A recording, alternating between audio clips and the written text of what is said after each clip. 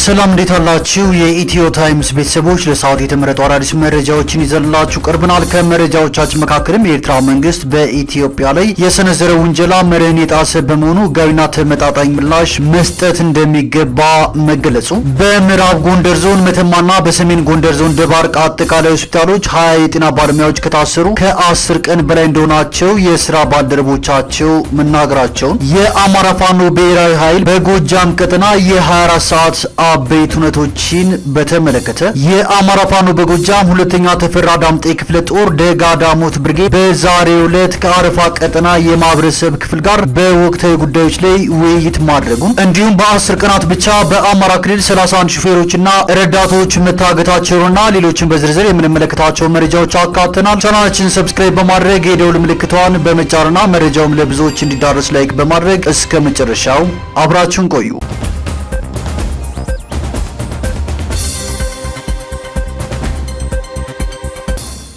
በ10 ቀናት ብቻ በአማራ ክልል 31 ሹፌሮችና ረዳቶች ታግተዋል። ከፍለው የወጡ ገና ያልወጡም አሉ ሲል ጣና የከባድ መኪና አሽከርካሪዎች ማህበር ገለጸ። በጨለማ ማሽከርከር በመቆሙ የግድያ ጥቃቱ ቀንሷል፣ እገታው ግን በጣም ተጧጡፏል ብሏል። በአማራ ክልል በ10 ቀናት ውስጥ ብቻ 31 ሹፌሮችና ረዳቶች መታገታቸውን፣ ገንዘብ ከፍለው የወጡም ያልወጡም ታጋቾች እንዳሉ ጣና የከባድ መኪና አሽከርካሪዎች ማህበር ገለጸ። የሹፌሮች ግድያና አፈና መበራከቱን ተከትሎ 24 ሰዓት ሲሰሩ የነበሩ አሽከርካሪዎች የስራ ሰዓታቸውን በቀን ለ10 ሰዓት ብቻ እንዳደረጉ ቢሆንም እገታው አሁንም አለማቆሙን ማህበሩ ገልጿል። ማህበሩ በ10 ቀናት ብቻ በአማራ ክልል 31 ሹፌሮችና ረዳቶች ታግተዋል ብሎ ለጉዳዩ ትኩረት እንዲሰጥ በአጽንኦት አሳስቧል። ገንዘብ ከፍለው የሚወጡ አሉ፣ ነገር ግን ማስፈራሪያ ስለሚደርስባቸው ከወጡ በኋላ የገጠማቸውን የመናገር ድፍረት አይኖራቸውም፣ ምክንያቱም ተመልሰው በዚያው መንገድ ነው የሚያሽከረክሩት በማለት የድርጊቱን አስቸጋሪነት ገልጿል። ማህበሩ ከፍለው ከተለቀቁ በኋላ ቢናገሩ ማንም ድጋሚ ጥቃት እንዳይደርስባቸው አያስጥላቸውም፣ ማንስ ምን ያደርግላቸዋል፣ የህግ ከለላም የላቸውም ሲል አክሏል። በምዕራብ ጎጃም ዞን ቢኮሎና ዱር ቤቴ መካከል ባለ ቦታ ግንቦት 17 ቀን 2017 ዓ.ም 4 ሹፌሮችና 4 ረዳቶች መታገታቸውን ገልጾ በየቦታው ያለው ነገር ከባድ ነው፣ ከቀን ቀን እየከፋ እገታ ባልተለመደባቸው ቦታዎች ሁሉ እየተስፋፋ ነው ብሏል። በደብረ ብርሃን መንገድ ለሚ አካባቢ በእንጅባራ ቻግኒ በቅርቡ እገታ መፈጸሙን ጠቅሶ ደቡብ ጎንደር ከጋይንት እስከ ወለታ መገንጠያ ከባድ መንገድ ሆኗል፣ ለየት ባለ መልኩ እገታ ይፈጸምበታል ነው ያለው። ነዳጅ ነው በእጀባ የሚጓዙ ተሽከርካሪዎችም ጥይት እየተተኮሰባቸው ነዳጁ እየፈሰሰ እንደሆነ አሁን ግድያ ትንሽ የቆመው አሽከርካሪዎች ችግር ወዳለበት ቦታና በምሽት ከመሄድ ስለታቀቡ መሆኑንም አስረድቷል። ማህበሩ በጨለማ ማሽከርከር ቆሟል። ድሮ 24 ሰዓት ይነዳባቸው የነበሩ መንገዶች አሁን ሙሉ ለሙሉ ቆሟል። በቀን ለ10 ሰዓታት ነው የሚነዳው። በዚህ ሳቢያ የግድያ ጥቃቱ ቀንሷል፣ እገታው ግን በጣም ተጧጡፏል ሲል ገልጿል። በኮሌራ በወባና በኩፍኝ በሽታ የተያዙ ሰዎች ቁጥር መጨመሩን የኢትዮጵያ የጤና ክላስተር ሪፖርት አመለከተ። ከጥር እስከ ሚያዝያ ድረስ በዋናነት በአማራና ጋምቤላ ክልሎች በ32 ወረዳዎችና በ5 የስደተኞች ካምፕ ውስጥ በተከሰተ የኮሌራ በሽታ 4056 ሰዎች የተያዙ ሲሆን ከነዚህም መካከል የ42 ሰዎች ህይወት አልፏል። በተለይ በአማራ ክልል 89.9 በመቶ የሚሆነው በሽታ የተከሰተው በ4 ወረዳዎች ነው። በወባ በሽታ የተያዙ ሰዎች ቁጥርም በከፍተኛ ሁኔታ የጨመረ ሲሆን 1.97 ሚሊዮን ሰዎች በበሽታው ተይዘው የ77 ሰዎች ህይወት አልፏል። በሚያዝያ ወር ብቻ በ1147 ወረዳዎች ውስጥ የወባ በሽታ ተከስቷል። በጋምቤላ ክልል በበሽታው የተያዙ ሰዎች መጠን ከፍተኛ ሲሆን ከ100 ሺህ ሰዎች ውስጥ 462 የሚሆኑት በወባ በሽታ መያዛቸው ተመላክቷል። የኩፍኝ በሽታም የቀጠለ ሲሆን 3908 ሰዎች በበሽታው ተይዘው 22 ሰዎች ህይወታቸው አልፏል። አማራ፣ ኦሮሚያና ትግራይ ክልሎችን ጨምሮ በ8 ክልሎች በአሁኑ ወቅት በሽታው ይገኛል። በሚያዝያ ወር መጨረሻ በኦሮሚያ ደደር ወረዳ 96 አዲስ የተያዙ ሰዎች መገኘታቸው በሪፖርቱ ተመላክቷል። የነዳጅ ቦቲ ተሽከርካሪ ፍሬም በጥሶ ባደረሰው የትራፊክ አደጋ የሁለት ሰዎች ህይወት በአሰቃቂ ሁኔታ አለፈ። በአደጋው 5 ሰዎች ከባድና ቀላል አደጋ ደርሶባቸዋል ተብሏል። በዛሬው ዕለት በአሶሳ ዞን በሆሞሻ ወረዳ አቀበት ቦታ ላይ ፍሬን የበጠሰ የነዳጅ ቦቲ ተሽከርካሪ ወደ ኋላ ሲመለስ ባደረሰው የትራፊክ አደጋ የሁለት ሰዎች ህይወት ወዲያውኑ ማለፉን የወረዳው ፖሊስ ጽሕፈት ቤት አስታውቋል። 5 ሰዎች ደግሞ በአደጋው ከባድና ቀላል የአካል ጉዳት እንደደረሰባቸው የወረዳው ፖሊስ ጽሕፈት ቤት ኃላፊ ኢንስፔክተር ነቢል ሐሚድ ተናግረዋል። የትራፊክ አደጋው የተከሰተው ዛሬ ግንቦት 19 ቀን 2017 ዓ.ም ከረፋዱ 4 ሰዓት ከ10 አካባቢ በወረዳው ቱመት ቀበሌ መሆኑን ገልጸዋል።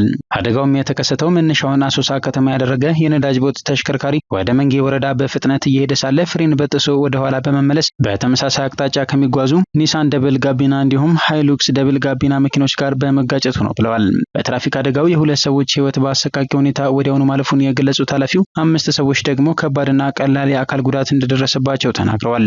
በተጨማሪም በንብረት ሕይወት ላይ ከባድ የሆነ ጉዳት መድረሱን ገልጸዋል። የትራፊክ አደጋን ለመከላከል በተለያዩ ጊዜያት የግንዛቤ ማስጨበጥ ስራዎች እየተሰሩ ቢሆንም አንዳንድ አሽከርካሪዎች በቸልተኝነት በሚፈጥሩት አደጋ የሰው ሕይወት እየጠፋ መሆኑንም ኢንስፔክተር ነቢል ተናግረዋል።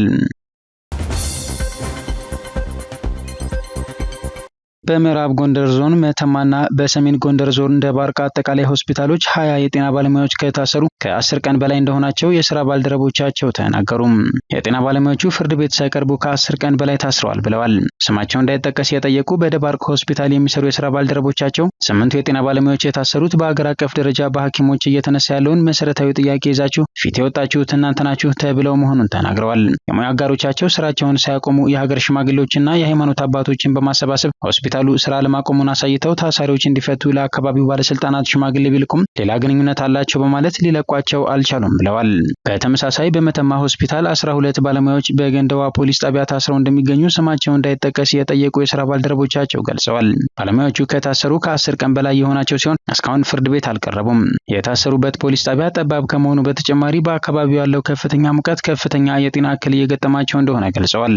አንዳንድ ታሳሪዎች የስኳርና የደም ግፊት ታማሚ በመሆናቸው ሙቀቱን መቋቋም እየተሳናቸው በመሆኑ የከፋ ችግር ከመከሰቱ በፊት እንዲለቀቁ ጥሪ አቅርበዋል። የአማራ ጤና ባለሙያዎች ማህበር መረጃው እንዳለው ገልጾ ጉዳዩን እየተከታተልኩ ነው ሲል ተናግሯል። የኤርትራ መንግስት በኢትዮጵያ ላይ የሰነዘረው ውንጀላ መርህን የጣሰ በመሆኑ ህጋዊና ተመጣጣኝ ምላሽ መስጠት ይገባል ተባለ።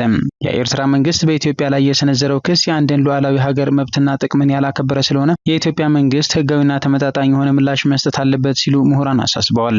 34ኛ ዓመት የኤርትራ የነጻነት በዓልን ምክንያት በማድረግ ከትናንትና በስቲያ ንግግር ያደረጉት የሀገሪቱ ፕሬዝዳንት ኢሳያስ አፈወርቂ የኢትዮጵያ መንግስት የውሃ ጉዳይ፣ የአባይና የቀይ ባህር፣ የባህር በር ማግኘት፣ የኩሽና የሴም ግጭት፣ የአፋር ህዝብ መሬትን አጀንዳ በማድረግ ጦርነት በሰፊው መቀስቀስ ላይ ተጠምዷል ሲሉ መክሰሳቸው ይታወሳል።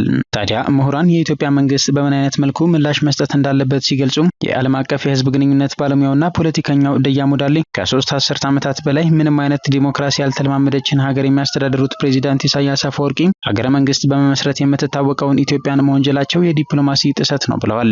ስለዚህ ይህንን መርህ የሌለው ክስ የኢትዮጵያ መንግስት በዝምታ ማየቱን አቁሞ እንደ ሀገር የኤርትራ ተወካይ ካለ በመጥራት ከሌለም ሀገሪቱን የሚወክል ሶስተኛ ወገንን በመጥራት ማነጋገር ያስፈልጋል ሲሉ ተናግረዋል። በሌላ በኩል ሀሳባቸውን የሰጡት የቀድሞ ዲፕሎማት ጥሩነህ ዜናው ሲሆኑ የኢሳያስ አፈወርቂ አስተዳደር በዲፕሎማሲ የማያምን አምባገነን በመሆኑ ይህንን ስርዓት ማስቆም የሚቻለው በዝምታ ሳይሆን የመጨረሻውን ወታደራዊ እርምጃ በመውሰድ ነው ሲሉ ተናግረዋል። ፕሬዝዳንት ኢሳያስ አፈወርቂ በኢትዮጵያ ላይ ክስ ሲሰነዝሩ ይህ የመጀመሪያቸው አይደለም የሚሉት ዲፕሎማቱ ነገር ግን የኢትዮጵያ መንግስት ለምን ዝምታን መምረጥ እንዳስፈልገው ግልጽ አይደለም ሲሉ አክለዋል። የኤርትራ መንግስት በኢትዮጵያ ላይ በተደጋጋሚ የሚሰነዝራቸው ክሶች ህዝብን እንደመናቅ ይቆጠራል ሲሉም ባለሙያዎቹ አስገንዝበዋል። በ2010 ዓ.ም ጠቅላይ ሚኒስትር ዶክተር አብይ አህመድ ወደ ስልጣን መምጣታቸውን ተከትሎ ኢትዮጵያና ኤርትራ ለ20 ዓመታት ተቋርጦ የነበረውን ግንኙነት ማደሳቸው የሚታወስ ቢሆንም ሁለቱ ሀገራት ዳግም ግንኙነታቸውን ከ7 ዓመታት በኋላ አቋርጠዋል። ለአብነትም የኢትዮጵያ አየር መንገድ ካለፈው ዓመት ነሐሴ 28 ቀን 2016 ዓ.ም ጀምሮ ወደ ኤርትራ የሚያደርገውን በረራ ማቆሙ ይታወሳል። አየር መንገዱ ይህንን ውሳኔ ለመወሰን የተገደደው በኤርትራ ያለው አሰራር አስቸጋሪና ከቁጥጥር ውጪ መሆኑ በወቅቱ ለበረራው መቋረጥ በምክንያትነት ተጠቅሷል። እንዲሁም ከመስከረም 28 ቀን 2017 ዓ.ም ጀምሮ ደግሞ የሁለቱ ሀገራት የመደበኛ የስልክ አገልግሎት እስካሁን ድረስ ተቋርጦ ይገኛል። ከኢትዮጵያ ከተሞች መካከል በውሃ አቅርቦት በጣም ትልቅ ችግር ያለው በሻሸመኔ እንደሆነ የውሃና ኢነርጂ ሚኒስትሩ ገለጹ። በኢትዮጵያ ካሉ ከተሞች ውስጥ በንጹህ መጠጥ ውሃ አቅርቦት በጣም ትልቅ ችግር ያለባት የሻሸመኔ ከተማ መሆኑን የውሃና ኢነርጂ ሚኒስትሩ ዶክተር ሀብታሙ ኢተፋ ተናገሩ። በሀገሪቱ ያለውን የውሃ ሽፋን በቀጣዮቹ 5 ዓመታት 100% ለማድረስ ይቻል ዘንድ ክልሎችና ከተሞች የኮብልስቶን መንገዶችን ለመስራት ቅድሚያ እንደሚሰጡት ሁሉም ለውሃ አቅርቦትም ተመሳሳዩን እንዲያደርጉ ሚኒስትሩ ጠይቀዋል።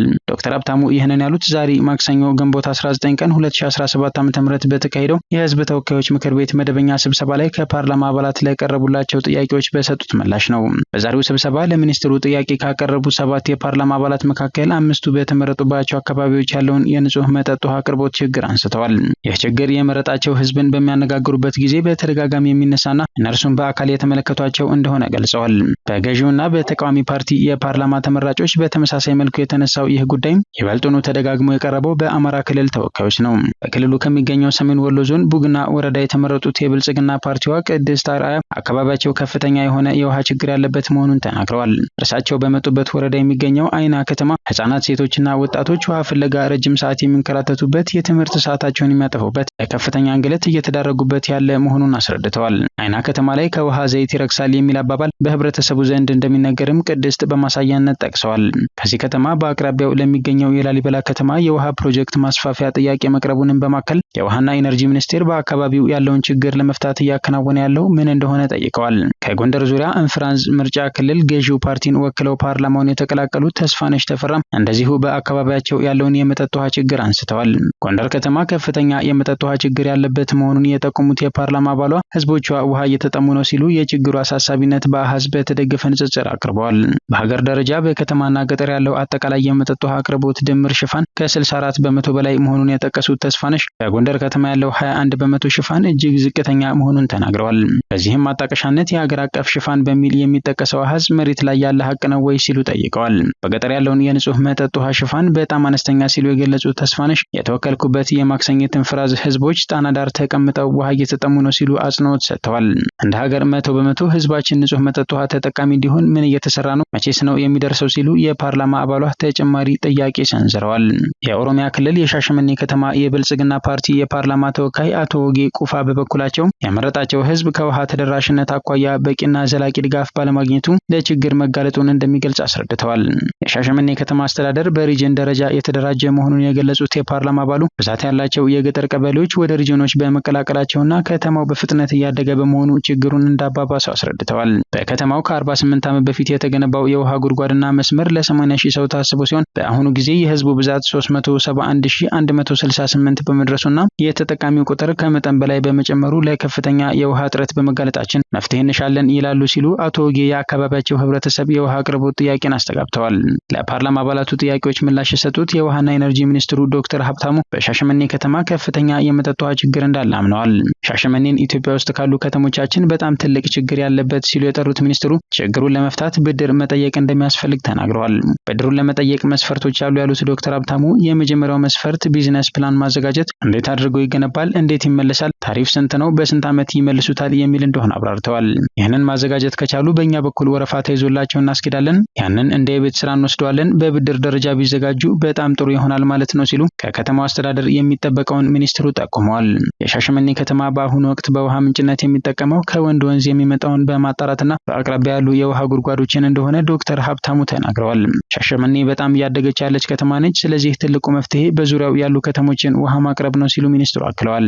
የውሃና ኢነርጂ ሚኒስትሩ የላሊበላ ከተማን በተመለከተ ለተነሳላቸው ጥያቄ ምላሽ ሰጥተዋል። በከተማው ያለውን የንጹህ መጠጥ ውሃ ችግር እርሳቸውም ጭምር በአካል ሄደው እንደተመለከቱት የጠቀሱት ዶክተር ሀብታሙ መስሪያ ቤታቸው ትልቅ ትኩረት ከሰጣቸው አካባቢዎች አንዱ ላሊበላ መሆኑን አመልክተዋል። ለከተማው የውሃ ፕሮጀክት የሚሆን ዲዛይን ከተሰራ በኋላ በጀት እንደሚያስፈልግ የጠቆሙት ሚኒስትሩ መፍትሄዎቹ የሚመጡት ከዚህ በኋላ ነው ሲሉ መልሰዋል። ለፕሮጀክቱ የሚያስፈልገውን በጀት በተመለከተ ግን ቃል መግባት ያስቸግራል ብለዋል። በኢትዮጵያ ዜጎች ለማህበራዊ ፍትህ ኢዜማ የፓርላማ ተወካይ አቶ ብርሃኑ ጎበና የተነሳው የጌዲዮ ዞን የውሃ ፕሮጀክት ጉዳይም በሚኒስትሩ ምላሽ ተሰጥቶበታል። በጌዲዮ ዞን ያለው የውሃ ፕሮጀክት እያለቀ መሆኑንና የሚኒስቴር መስሪያ ቤቱ ትኩረት ያደረገበት ፕሮጀክት መሆኑን ዶክተር ሀብታሙ ተናግረዋል። በዚሁ ዞን ላይ የተቆፈሩ ጉድጓዶች አሉ፣ ተቆፍረው ሳይጠቅሙ የቀሩ ችግር ያለባቸው አሉ። ይህንን ከዩኒሴፍ ጋር አያይዘነዋል። ዩኒሴፍ በሚያገኘው ገንዘብ በሚያገኘው በጀት ቅድሚያ እንዲሰጠን እየተነጋገርን እንገኛለን ሲሉ አስረድተዋል። በሌሎች የፓርላማ አባላት በጥያቄነት የተነሱ የውሃ ፕሮጀክቶችም በተመሳሳይ መልኩ ከዓለም ባንክ፣ ከአፍሪካ ልማት ባንክ፣ ከአፍሪካ ወተር ፋሲሊቲ ጋር ለማያያዝ መታሰቡን ሚኒስትሩ አክለዋል። የውሃና ኢነርጂ ሚኒስትሩ በማጠቃለያቸው የመለሱት ሀገር አቀፍ የመጠጥ ውሃ ሽፋንን 100 በመቶ ማድረስን በተመለከተ የቀረበላቸውን ጥያቄ ነው። ያንን ማሳካት እንቆቅልሽና ረጅም ጊዜ የሚወስድ ነው ሲሉ የተደመጡት ዶክተር ሀብታሙ ሆኖም በእነርሱ በኩል የተያዘው እቅድ ከፈረንጆቹ 2030 በኋላ 100 በመቶ ሽፋን ላይ መድረስ እንደሆነ አመልክተዋል። አሁን ባለን ፍጥነት፣ አሁን ባለን አቅምና የማስፈጸም አቅም ከ5 ዓመት በኋላ እናደርሳለን ሲሉ ሚኒስትሩ ለፓርላማ አባላቱ ተናግረዋል። ይህንን ለማሳካት ግን ድጋፍና ሀብት ያስፈልጋል ባይ ናቸው ዶክተር ሀብታሙ። ከውጭ የሚመጣው በጀት ብቻ በቂ አይደለም ያሉት ሚኒስትሩ የክልል መንግስታት ከተሞቻችን በእያንዳንዱ ከተማ ውስጥ ለኮብልስቶን ቅድሚያ እንደሚሰጡ፣ ለሼድ ቅድሚያ እንደሚሰጡ፣ ለውሃም ሊሰጡ ይገባል ሲሉ አሳስበዋል። የፌዴራል መንግስት ለ2017 በጀት ዓመት ካጸደቀው 971.2 ቢሊዮን ብር ውስጥ ለውሃና ኢነርጂ የተመደበው 25.26 ቢሊዮን ብር ነው። ከአጠቃላይ በጀት ውስጥ 3.4 በመቶ ድርሻ ያለው የውሃና ኢነርጂ ዘርፍ ከመደበኛና ካፒታል ወጪዎች ዝርዝር አንጻር አንጻር በ7ኛ ደረጃ የተቀመጠ ነው። የአማራ ፋኖ በጎጃም ሁለተኛ ተፈራ ዳምጤ ክፍለ ጦር ደጋ ዳሞት ብርጌድ በዛሬው ዕለት ማለትም ግንቦት 19 ቀን 2017 ዓ.ም ከአረፋ ቀጠና የማህበረሰብ ክፍል ጋር በወቅታዊ ጉዳዮች ላይ ውይይት አድርጓል። በውይይቱ ላይም የድርጅቱን የውስጥ ደንብና መመሪያ ለማህበረሰቡ ግልጽ የማድረግ ስራ ተሰርቷል የተባለ ሲሆን በሌላ በኩል ደግሞ ማህበረሰቡ ለብርጌዱ የሚያደርገውን የሎጂስቲክስና ሌሎች ሁለንተናዊ ድጋፎችን በተመለከተ የውይይት ሀሳቦች ተነስተው የጋራ መግባባት ላይ ተደርሷል። በተጨማሪም የሶስተኛ ታዱ አንተነህ ሻለቃን የቀጠና ቅያሬን አስመልክቶ የሻለቃ አመራሮችንና የቀጠናው የጎበዝ አለቆችን የማስተዋወቅ ስራ ተከናውኗል ተብሏል። በዚህ ህዝባዊ መድረክ ላይ የብርጌዱ ዋና ሰብሳቢ ዳሞት አለኸኝ፣ የፖለቲካ መምሪያ ኃላፊ አዲስ ጥበቡ፣ የሎጂስቲክ ክፍል ኃላፊ ምስጋናው ሞላና የህግና ስነ ስርዓት ጉባኤ አባል የሆነው ሱራፌል ዘላለም ተገኝተው ለተነሱ ጥያቄዎች ምላሽና ማብራሪያ ሰጥተዋል ተብሏል። በተያያዘ ዜና ጎጃም አገው ምድር 3ኛ ክፍለ ጦር ቀኛዝማች ስሜነህ ደስታ እንጅባራ ብርጌድ ምርክታ ላይ ውጊያ ያካሄደ ሲሆን በዚህም መሰረት ብዛት ያለው የመንግስት ኃይል ሙትና ቁስለኛ ሆኗል ተብሏል። በተመሳሳይ ጀዊ መተከል 4ኛ ክፍለ ጦር ገሞራው ብርጌድ የነጋሽ ሻለቃ በሰሩት የደፈጣ ኦፕሬሽን የመንግስት ኃይል ሬሽን በመጫን ከቦታ ቦታ ሲንቀሳቀስ ከጃዊ ሞሰቢት ካምፕ ሲወጣ የኮምበር ሻምበል ከባድ ጥቃት ፈጽመዋል ተብሏል። በሌላ የውጊያ ዜና በትናንትናው ዕለት የነጋሽ ሻለቃ የጃሂማላ ቴዎድሮስ ሻምበል በርካታ የመንግስት ኃይልን ሙትና ቁስለኛ ማድረግ ተችሏል ተብሏል። ቀንጌታ ይፍታሄ ንጉሴ 6ኛ ክፍለ ጦር በትናንትናው ዕለት ማለትም ግንቦት 18 ቀን 2017 ዓ.ም በማቻክል በላይ ዘለቀ ብርጌድ የሚገኙ የፋኖ አባላት የመንግስት ኃይል ከሰፈረበት አማኑኤል ከተማ ዘለው በመግባት 4 አድማ ብተና አባላትን መግደላቸው ተነግሯል። በዚህ ቀጠና ደብረ ኤልያስ ከተማ ውስጥ የመምህራን አመጽ ተደርጓል ተብሏል። በአመጹም ከህዝባችን የሚበልጥብን ነገር የለም፣ የህዝባችን ሞትና መከራ አስካልቆምና እንደ ህዝብ የመኖር ህልውናችን እስካልተረጋገጠ ድረስ በህዝብ ደም አንቀልድም በማለት በመላው ሀገሪቱ እየተካሄደ እንዳለው የሐኪሞች እንቅስቃሴ መምህራንም ተቃውሟቸውን ገልጸዋል ተብሏል። ብዙ መምህራንም ከተማውን ለቀው እንደወጡና እየወጡ እንደሚገኝ ነው የተነገረው። ነገር ግን በቤታቸው ያሉና ከከተማ ሲወጡ ኬላ ላይ የተያዙ መምህራን ለእስር መዳረጋቸው ተሰምቷል። ይህ በእንዲህ እንዳለ ተፈራ ዳምጤ ክፍለ ጦር ሁለተኛ ክፍለ ጦር መብረቁ ተፈራ ብርጌድ ከሞጣ ከተማ ወደ ድጎና ወይን ውሃ ሬሽን አቀብላለሁ በሚል ከተንቀሳቀሰው የመንግስት ኃይል ጋር አራጢ ላይ ባደረገው ውጊያም ከመንግስት ኃይል 13 ሙትና ሻለቃ አመራሩን ጨምሮ 6 ቁስለኛ ማድረጉን ገልጿል። የአዲስ ዓለማየሁ 7ኛ ክፍለ ጦር በበኩሉ በባሶ ሊበን ወረዳ ዘንቦሌ ጫራ ላይ ከፍተኛ ውጊያ ሲያደርግ ውሏል የተባለ ሲሆን የመንግስት ኃይል ከየላም ጉጂ በመነሳት ፍልቅልቅ ከተማን ለመያዝ ቢሞክርም አልተሳካለትም ተብሏል። በዚህም 2 የመንግስት ኃይል ሙትና ቁስለኛ ሆኗል ሲል የዘገበው የአሻራ ሚዲያ ነው።